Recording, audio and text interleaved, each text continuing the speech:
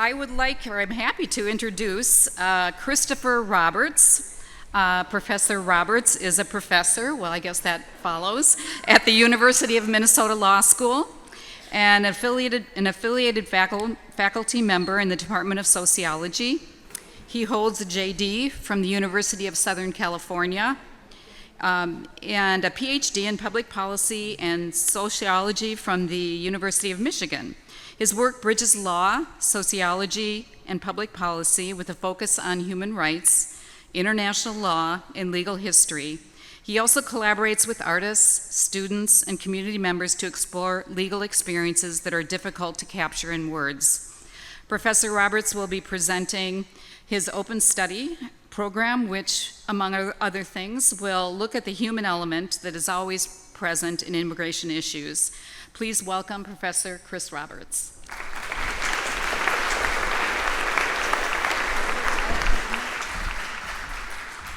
Can everybody hear me okay? Okay, excellent, excellent. Thank you all for coming tonight. It is extraordinarily heartwarming to see members of the community coming out to express interest and to express their concern for these important issues that are going on right here in Minnesota. And so this to me is a wonderful showing of community. I want to begin first by talking a little bit about what Julia said. They don't teach us this in law school, okay? We live in an unprecedented moment right now. My bread and butter and my colleagues' bread and butter in law school is to look at case law, to look at existing law, and to teach that so we know what to do in certain situations, so we can teach and train our students to be lawyers, to respond to what their clients are experiencing. But, as Julia was saying, we live in a moment right now where there is so much uncertainty. I'll give you an example. I teach international law and I look at immigration from a human rights lens. And this past semester, in the spring semester, I began probably about 50% of my classes over a 13-week semester saying to the students, what is in this casebook? It's a 2019 casebook. What we're about to learn today and go over in the casebook is already out of date. And so I would begin every week with newspaper headlines that give us reason to question whether the international law that we have relied upon for decades and decades is still valid. And when we look at immigration, there are all these questions that we don't know the answer to. We are not sure, as lawyers, what to tell students, what to tell clients about what is going to happen in certain situations, because so much of what we're going through right now is unprecedented. So where does that leave a lawyer? Where does that leave a community? Where does that leave students who are trying to learn the law? Well, we're in a place before the law. Okay, we often think about getting a place before the law as a way to say, we are seeking justice. We're looking for a hearing. We're looking for that place before the judge. But we can also think about it in a slightly different way. We can think about a place before the law as being a location in our social history before the law becomes the law. All these questions about whether ICE is what they're doing, can they do this? Can they have masks? Can they pick up people from the street? Are students protected? Are they not? The answer to all of those right now is we're not sure.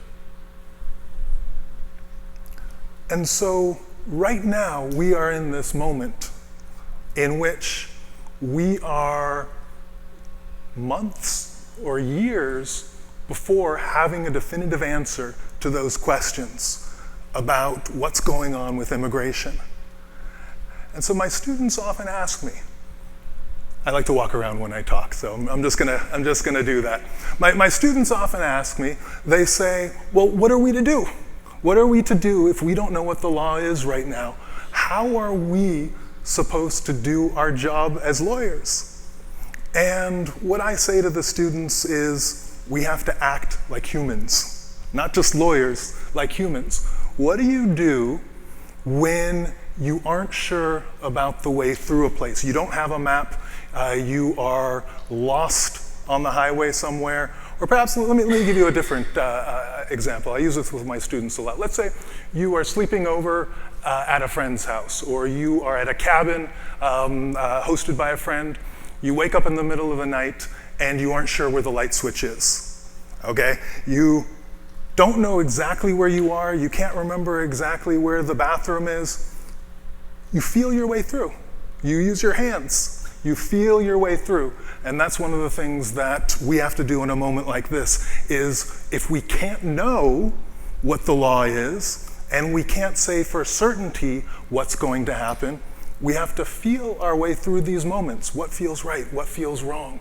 What feels like there's something that we can do about these situations at certain times? And so what I'm doing with this Open Study project, I have held open studies on many different topics. What I do with this Open Study concept is recognize that we are in a place where we simply cannot know all the answers to these legal questions. And so I ask the audience to help me feel my way through this situation.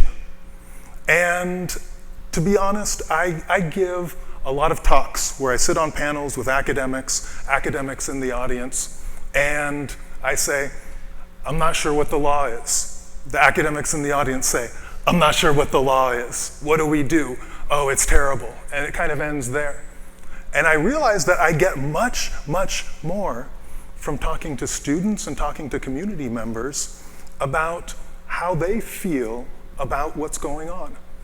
And one of the big things that is crucial for an activity like this is to recognize that on the one hand, we live in a divided country.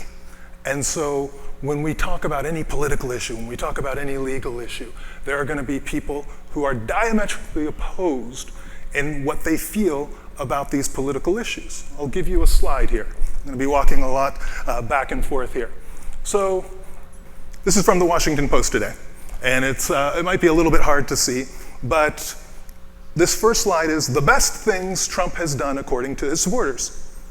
By far, his supporters say the best thing that he has done so far is what he's done in immigration, 55%. Okay, the next down is government cuts, Musk, Doge, 7%. So 7%, 5%, 5%, 4% for the next, but 55%. So that just shows that his supporters are saying, good job, keep it up, keep it up. And one of the things I need your help with tonight is to try to hold your knee-jerk reactions about political matters, whether they're good or bad, okay? With Open Study, we move to a different level where we're not thinking about politics, we're not thinking about what's good or bad, we're not using the standard political lines. We are exploring the experience of others and engaging at the level of feeling and emotions. Okay, this is very different than what they taught me in law school. We typically don't teach these things in law school, but what I found is it really, really offers a forum for communication about these hot-button political issues that we otherwise are at loggerheads on. We come to an impasse when we talk to somebody with whom we don't agree. But this Open Study concept that I've been working on with the students is a way, hopefully, to work our way through some of these difficult issues. So this is the other side. The worst thing Trump has done, according to his critics. So the number one thing is immigration, 20%. Okay? And that's not surprising. That's not surprising. On any issue, we have these polarized responses that really make it difficult to make any productive movement on what we want to do, and that is have a healthy, productive civic life where we can rely on ourselves and our government officials to make this country a better place. And we're in a difficult place now. A show of hands, just a show of hands. How many of you are excited about where we are right now as a country? I see one hand, one hand. Yeah. Negatively excited. I like that, I like that. So that should give us pause. That should give us pause. I raised my hand. I'm actually excited about where we are right now. We are in an extraordinarily unique place. I was sitting at a conference, and the person next to me, she was talking about how when you feel like you can do something and something bad happens, but you feel like you can help, you have this feeling where it's not, you're not happy that the bad thing is happening, but you have this feeling of responsibility, the sense of duty, and a feeling that you are being called to a certain purpose. And if there's anything that I want to do with my students and the audiences with whom I talk, is to have that feeling permeate the room, where we're in a difficult situation, but there's actually something we can do about it. And in a moment like this, I've found, working with artists, some of you I saw at the break coming up and taking a look at these images here, I found that perhaps there is something that we can do to share some of the stories of people who have been experiencing these things in a way in which those stories would never get out there. And that's part of this open study concept that I have been working with. And so I'll just jump right in and share some images with you. And for every image, there are stories. And what I want to do is unpack what I'm doing with this open study concept, and then turn it over to you to hear a little bit more about what your thoughts are about the artwork and the experiences that I'm documenting. So I'll just start here, okay? When I show you these images, I want you just to feel. I just want you to feel what it is, what's going on there. Try not to use your sort of cognitive apparatus, and just explore what emotion arises, what feeling arises. Anybody? Yes. Kidnapping. Helplessness. Fear. Panic. What the heck does this have to do with immigration?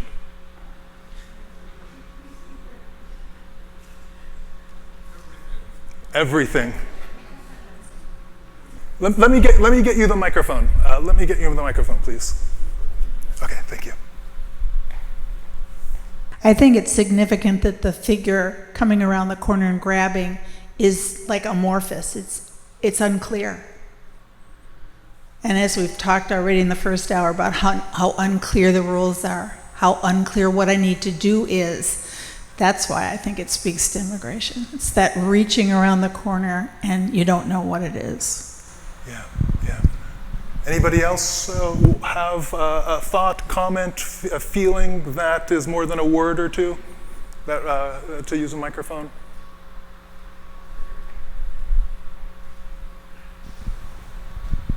Two words come to mind. The first one is taken. And they're helpless. They're going to be taken, and it looks at this point as though there's not a thing they can do about it. Yeah, yeah. I'll show a couple other slides here.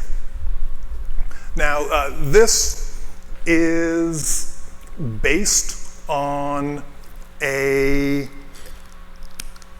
experience I had with a former colleague who came from an authoritarian regime. And I'll just leave it there. As we go through, I'm going to unpack the stories. I'm going to talk about the artists. I'm going to talk about the subjects and where these images come from. But what helps me the most is to hear from you. So let's move on to the next one.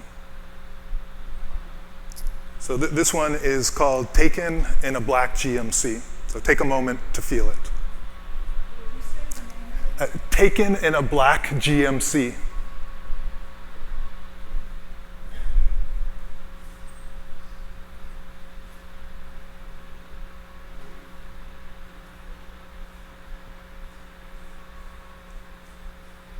What do you feel? Outnumbered. Kidnapping. Anger. Disappearing. Helpless. Terror.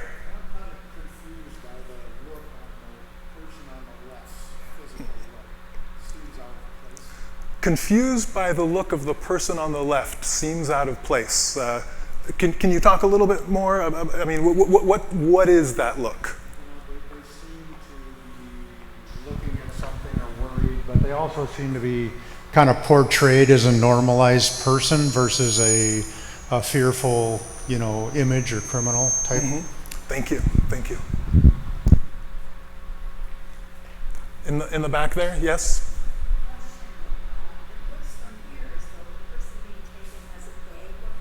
Yes, yes. The person being taken has a bag over their head. You said valueless? Yeah, no value.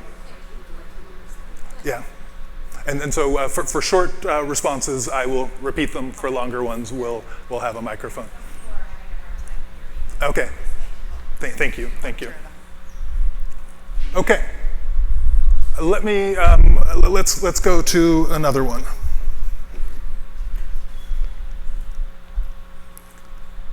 Red line 1. And I'll do the next two in tandem with one another. This is red line 1, and this is red line 2. Yes. Who are afraid to step over the line, they're not welcome. Our Rotary DEIB group recently has been learning about racial covenants and redlining, and that's what came to mind with those two. Can't quite, not accepted. Can't quite make it over, not accepted. Now this one has to do with freedom of expression. This one is about the red lines that in many authoritarian countries exist all around, but you're not exactly sure where they are. And in the earlier one, there was movement.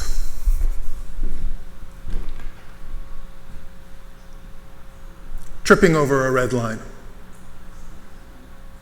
In this one, it's still. Any thoughts? Anybody want to share what they're seeing, what they're feeling? Yes. It just comes to me that it's outside. He's looking in someplace that he can't be. Yeah. Thank you.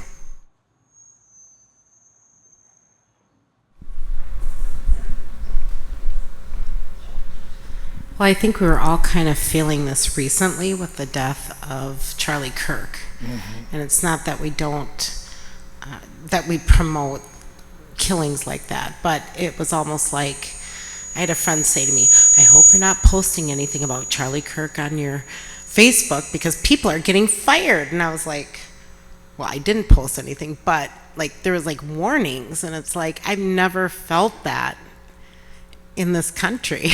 Like where people were like, be careful what you say. Yeah. Absolutely.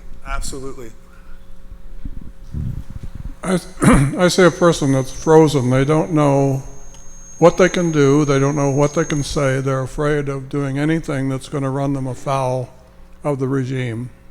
Yeah. In the back there, Rick.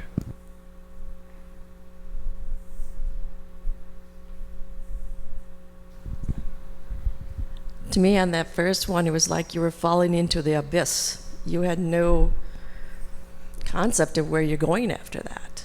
Not this one, the other red line. Yeah. Like I'm falling forward, but I have no answers, nothing to catch me. Right, right. So thank you so much. This is exactly what I was hoping for. I see some hands over here. Unfortunately for each of them, I'm not going to be able to get to everybody, but I do appreciate that we've been a lot on this side of the room. I'm going to focus more on this side of the room next time. I don't want anybody to feel like they're being left out. But I want to link this back to immigration. And part of what I want to do is not to give you what I think, but to give you just enough so you can feel that connection yourself. And that is what is crucial about open study. It's when we open up a topic for exploration and I don't have all the answers. This is a moment when law professors can't have all the answers. And we have to look to the citizens, to the people in our communities to see what they're thinking, and importantly, when we don't have the words for it, what they're feeling. That's me. Several years ago, I worked with a colleague from an authoritarian country on an article. And in the article, it was about human rights in his place of origin. And every time we got to an interesting topic where we could speak truth to power, my colleague veered away from the topic. My colleague said, let's talk about something else. And me being somewhat dense, somewhat privileged in terms of freedom of expression, didn't know what was going on. And I asked him, I said, how come every time we get to an interesting part of this paper, you don't want to go there? And he's like, duh, I don't want to get disappeared. When I go back home, I want to have a job. I don't want my family, my wife, my child, to be taken in a black GMC. And I said, what does that mean? He said, taken in a black GMC, disappeared. I don't want the monster to get me. He said, there are red lines everywhere, and we don't know where they are. And what I realized was that it was not just his freedom of expression that had been curtailed, but mine as well. Because I couldn't do anything as co-author. I was a senior scholar. He was looking up to me. I couldn't do anything that would put him or his family in danger. And so I backed off all of those issues. We didn't speak truth to power. We just propped it up. I had never had my freedom of expression curtailed like that before. And so I called an open study to any international student who was from an authoritarian regime who had felt that their freedom of expression had been abridged, and I asked them for help. I said, what do you do in a situation like this? And one of the things the student said is you can communicate in a moment where you feel that you can't otherwise speak if you do so through art. This was 2022. And they said, in my country, I can't speak truth to power. I have poems, I have songs, I have pictures. Use pictures. And so that's what I started to do. I asked an artist, his name is Christopher Harrison, who works on social justice issues. He worked on George Floyd Square, the big mural that's there, that's Christopher Harrison. And I asked him to just sketch out being taken in a black GMC, being taken by the monster. And he's a black man who has lived under the yoke of a certain kind of oppression in this country with the police. And he channeled my colleague's experience and those expressions through his own expressions of living in the United States. And he drew these things here that now I'm sharing with you, and you're expressing your experience of it. I'm taking that in, and I will be talking about this event in other events. And it goes on and on and on in a process that I call upwelling, where we have a vital, rich source of community experience that is never brought to bear on these questions, but we can through art, as my students taught me and told me to do. So I want you to keep on thinking as I go through this, what the heck does this have to do with immigration? What the heck does this have to do with immigration? The answer is a lot. I don't want to fill in what I think, because what I think isn't as important as what you are feeling, what the connection is between this and the things that Julia talked about and the things that you've seen on the news and so forth. I'm going to move us now to a different series here. Okay.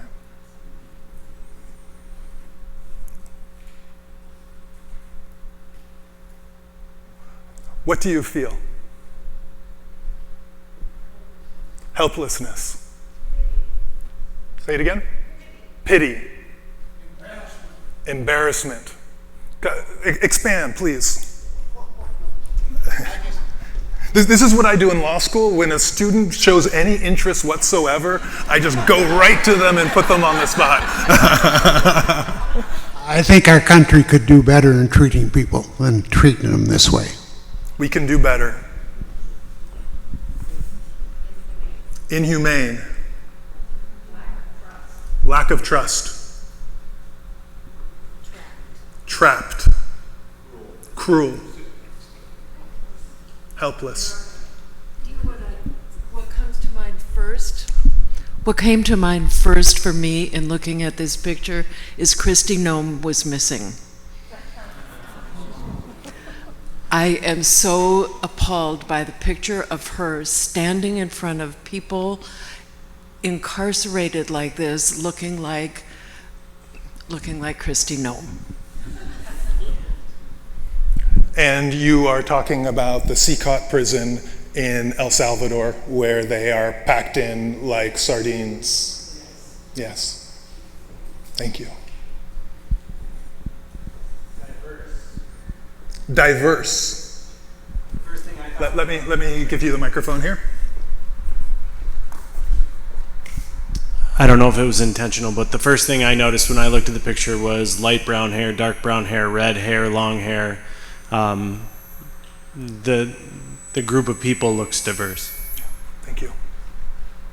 So one thing that I should say is that this is just a photographic image of the original, and the original is much more magnificent. It is much more evocative. There is so much more depth when you see it in person. I couldn't bring the original today. You can see something close to the original, a reproduction up here afterwards if you want. But some of the colors are a little bit different, but in this one, but diverse. A lot of different kinds of people there. Yes. The person on the right, lower right, right above the artist's name is in a fetal position. Yeah. So back in February, I was sitting in my office at the U, and I should say right now, I'm talking as a private citizen. I am not talking as an employee of the university. I'm not talking in my capacity as a law professor. I'm talking as a private citizen. The story, though, takes me back to my office, where a student came in.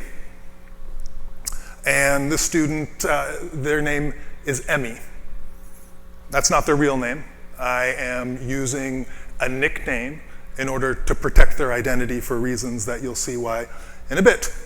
Emmy came to my office and said, Professor Roberts, I was a lawyer back home in my country, 1,000 miles away, and I was targeted by the government because I represented people who protested the government.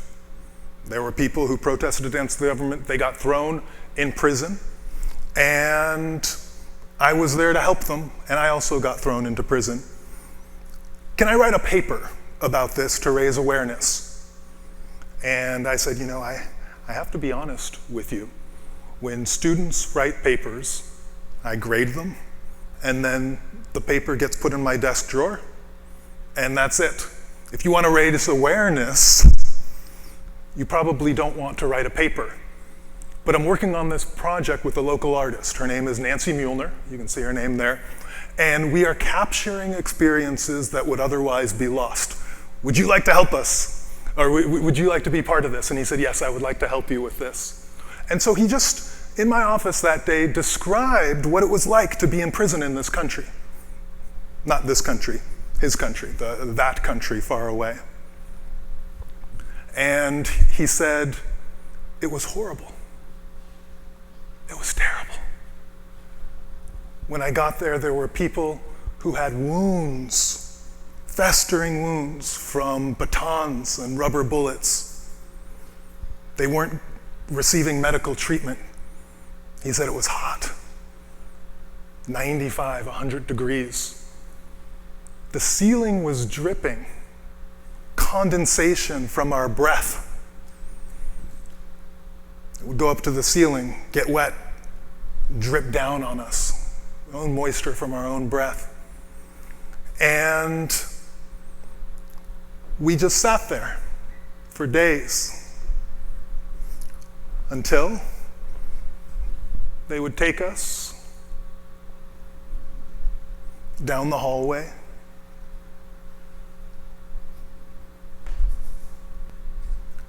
What do you feel? Say that again? Man's inhumanity to man. We know what's going to happen next.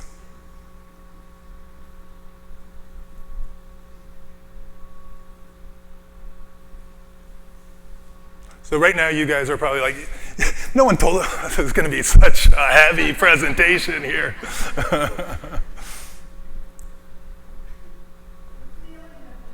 The feeling of doom. Disassociation, like how could someone do that? Is it like the world's and they're just following orders and they forget how to be human? How can someone do this? They're just following orders and they forget how to be human. Yes. Here, I'll give you the microphone here. I'm just wondering, can he walk? He looks like, look at his legs. So were they already broken and they're going to beat him more? Or, you know what I mean? Yeah, the inhumanity. Yeah. One of the comments was, we know what's going to happen next. This is what is happening next. They are being taken to the judge. The cells were on the second and third floor. They were taken out of the cells one by one to see the judges who are on the fourth floor. And all the while, I want you guys to be thinking, what does this have to do with immigration? What does this have to do with what's going on in this country right now? So one person says, it is going on in this country.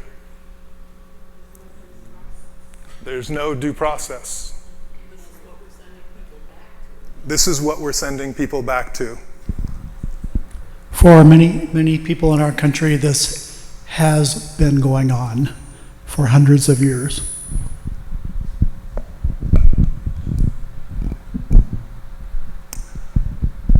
One of the things about this kind of exploration is you don't necessarily know what the focus is, what the question is, what has drawn you to it until you go through the process.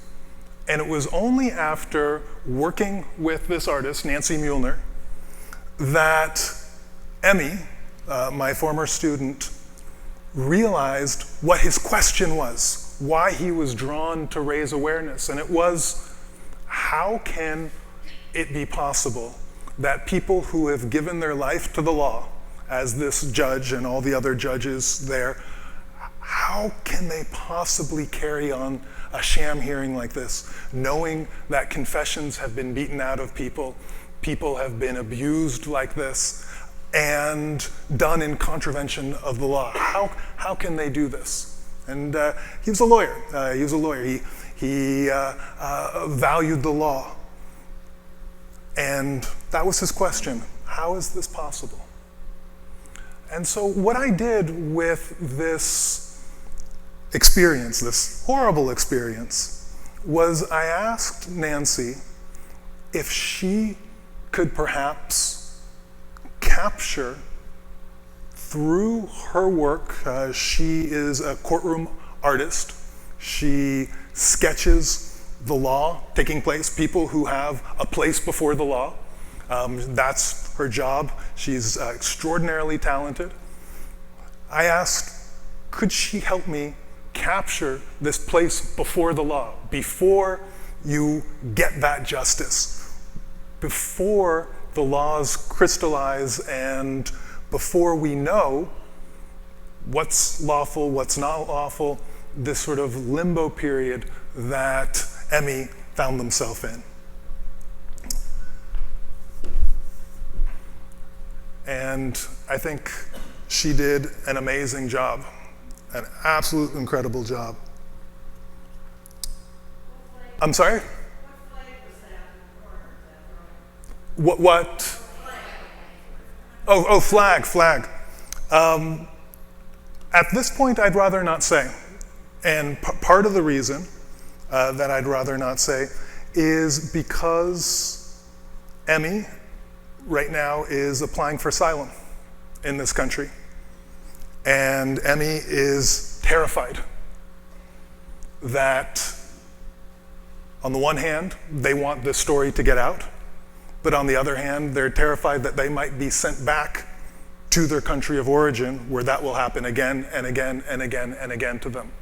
They're terrified that the monster might grab them and be thrown in a black GMC. Emmy had a meeting with the federal authorities for fingerprinting, just sort of routine thing. And Emmy said, Professor Roberts, can you come with me? I'm worried. I've seen on TV people who are going to these immigration hearings getting taken.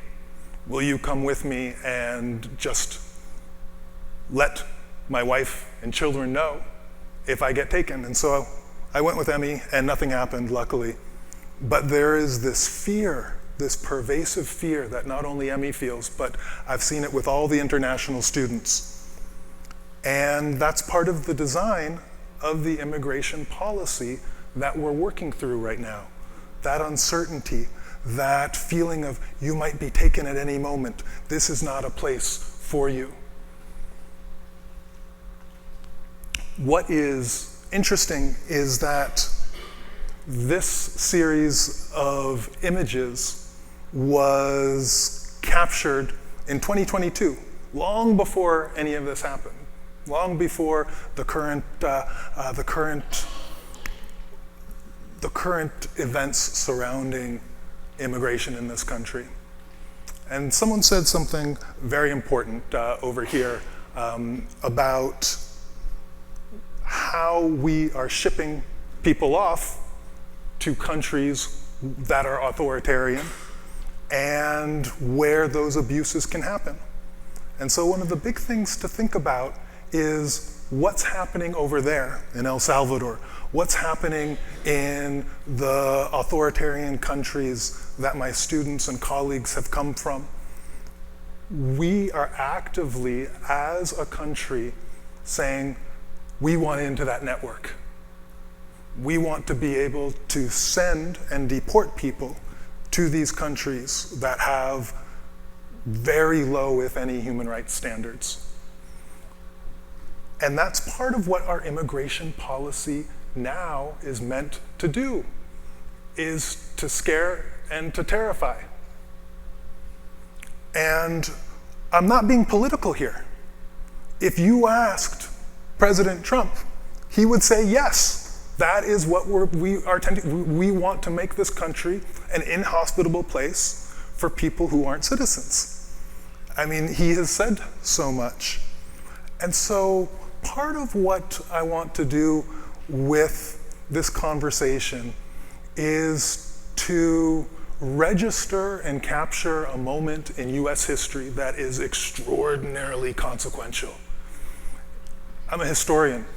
I look to the past, and there are certain moments that jump out as high water marks. We're in one of these moments right now. In 50 years, in 100 years, in 200 years, people will look back at 2025 and the things that we're talking about now, and they will ask questions about what people did in support, and they will ask questions about what people did in response. And what I want to be able to tell my children and my children's children is that I did something. I did something. And one of the things that I'm hoping is to continue this dialogue with those of you that are in the audience. I'll give you my email address. And if you have any stories, any questions, I would love you to share. And I want to do something that's something I've been looking forward to, something that I have really been looking forward to. Nancy Mueller is in the audience tonight.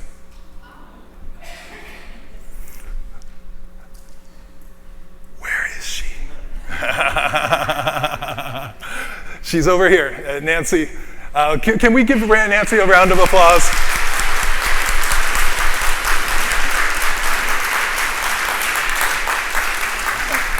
Come on up here, Nancy.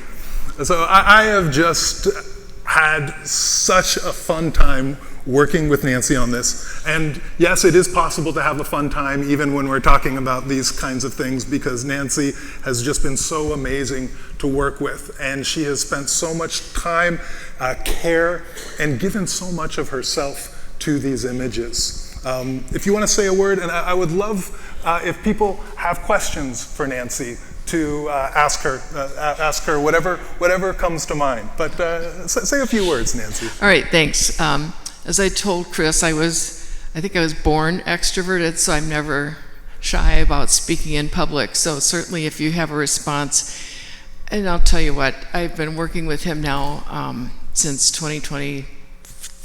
I don't think it was 2023, it was 2024 that he reached out to me to help him with this concept that he has of provoking conversations, of getting you out of your rut of your writing papers and studying things and doing your daily work, to look at an image and be provoked into emotion, to be inspired to think about that outside of your experience, outside of your existence. What is that person feeling? What are they experiencing? Why am I looking at this? Why did this happen? Now, these are my works. The works in black and white called Red Line and so forth were another artist, and he did a wonderful job as well in very simple, sketchy, black and white images, but very thought-provoking, I must say. And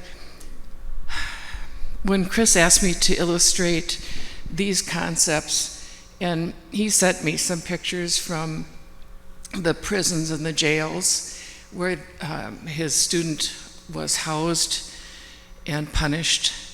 It was hard work. I had to get past my own emotions and just do the craft, just do the art that I have gained experience and skill at with my talents. And there were times when I'd work on these and have to walk away. Just, okay, I have to get out of that cell. I have to get out of that prison where my head is, trying to illustrate what this man went through. So I hope that you feel those emotions as well. I can't help but feel them again as I'm seeing these images up on the screen. But to think what, like you said, what men can do to their fellow man and collect a paycheck or feel good about it, get praised, get promoted, is that right? Why should that be right? So if Chris and the law school and the Justice Department, if there's anything that these can do, these sketches that I've created, to further your agenda and to help out the people who are oppressed like this, it's my honor. Thank you, Nancy. Thank you. And I want you to... Nancy, where do you live? I live in Vadnais Heights.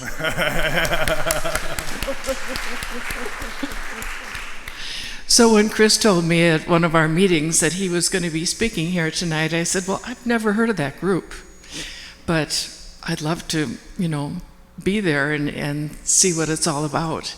And so he brought these images that are captures of the larger pieces that I did for him in pastel on paper. But I was a teacher in White Bear Lake for a few years and ended up being a courtroom sketch artist for Channel 11, and eventually a videographic training designer, helping financial advisors be better financial advisors. But after my retirement from that, I went back to courtroom sketching, and so it fed into this need, this idea of Chris's to, as I said, to provoke thought and thoughtful discussions of these issues that I hadn't really thought about either, other than what I saw happening in the courtroom. I didn't think beyond that. What happens to them after they leave the courtroom? So, more power to you. Thank you, Nancy.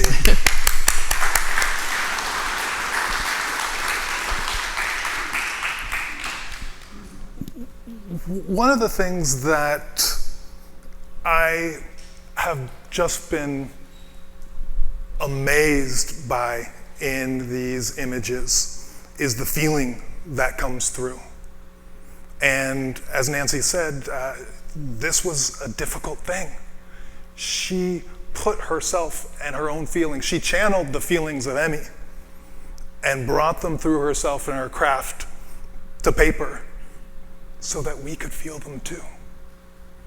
So if there's something that perhaps you can take away, is maybe something of a feeling that Nancy gave you, and share that with another person and have that person share it with another person. When I talk to my students about law, it often to them seems so removed. When I talk about policies, it seems like numbers and policy proposals on paper, but we're dealing with people here. And one of the things that Nancy has captured so incredibly well is the experience and the feeling of being a human being. And so many times our conversations, and certainly lawyers, there are all the jokes out there about lawyers, and that's oftentimes because we don't act like humans, we don't act like people, we don't feel what other people are going through. And that's something that I think all of these images really carry. We only have a few more minutes, but are there any questions for me or for Nancy? Yes, let me get you the microphone.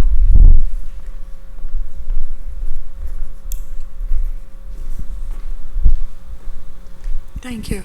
I'm really curious about your process. You, when it comes to different kinds of research methodologies, you think case study, but how does this fit in what you're doing, and what do you hope history says about the result that you may come to with this? How are you going to publish it, or how are you going to share it with the rest of the world at some point? Thank you. Thank you. you. What am I going to do with this? How am I going to share this? How am I going to publish this? So I'll answer that in two different ways. The first way is a story about the first lawyer that I showed Nancy's work to. And it was on gun violence. It was this image here. You can't really see it, but come up afterwards. It was about gun violence, a different project. And the lawyer that I showed it to was visiting the law school. Her name was Justice Sonia Sotomayor. I love telling this story. But I was nervous. I was apprehensive. What is a lawyer, what is a law professor doing with art? I mean, this is out there. We're supposed to write articles and books, which I do. But I showed it to her, and she said, this is exactly what we need. She said, we aren't good dealing with our emotions and feelings about these hot button issues. And we need a way to be able to channel those emotions and those feelings in a productive way. And she said, I see that's what you're doing here. She said, I also see a book coming from this. So I'm going to write in the first person and talk about this process. And so yes, I'm writing a book. The purpose is not to write a book, the purpose is to do this, and the book is second to it. And then finally, I know we're just about out of time, I'll close with this. We talk about these issues as being unprecedented, and they are, but they're also timeless. These are timeless issues about belonging, issues about people who are trying to find a place in this world, issues about people who are trying to find a place in this world and have been kicked out of the places where they try to find that place. If we go back 2,000 years to the Aeneid by Virgil, I read this when I was in 9th grade, and think about who Aeneas was. He was a refugee. He was an asylum seeker. He was kicked out of his home because of war, and he was forced to travel across the known world looking for a new place to call his home, struggling, enduring countless abuses. And at the beginning of the story, he comes to Carthage. And he walks into Carthage, and he is a man who isn't welcome there. And he finds a temple. And in that temple, there's a big mural. And he looks closely at the mural.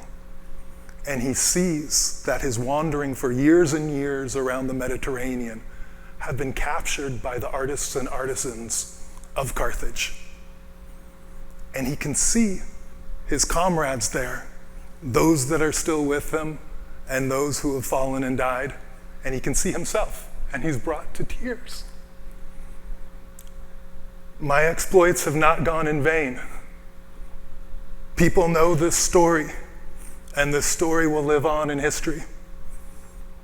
I had the great fortune to share with my former student, her name is Kayla, and she was the inspiration behind this first series that we haven't talked about. And just, what was it, a week ago, Nancy? A week ago, we met at the law school, and Kayla got to see these images. And she was astounded. She said, I can't believe this is happening. She said, this is so meta. I'm seeing my story here, and it's been captured by artists. And so what do I want to do with this? Honestly, I don't know. But I want these images to be up. I want them to tell a story. I want them to be part of our history. And for these stories of people who are struggling and have had experiences that otherwise couldn't be captured in words to be put on the walls of the law school, of art galleries, and this is going to be an art installation at the U, so that's part of it. and I'm just going to see where it goes. I want to thank you all for coming and for your thoughts, your feelings, and your support. Thank you.